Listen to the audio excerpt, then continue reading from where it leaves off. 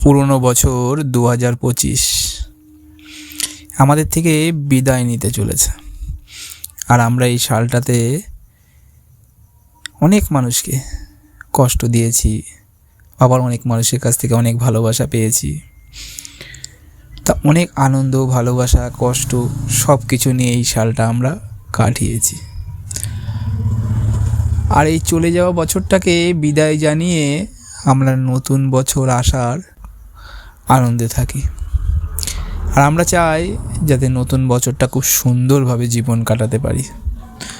নতুন বছরটা আমাদের যেন শুভ হয়, নতুন বছরটা আমাদের যেন ভালো কাটে, আর নতুন কিছু আমরা যেন করতে পারি। এই নতুন বছরে আমরা যেন নতুন কিছু জীবনে সৃষ্টি করতে পারি, সেই কামনাই করি।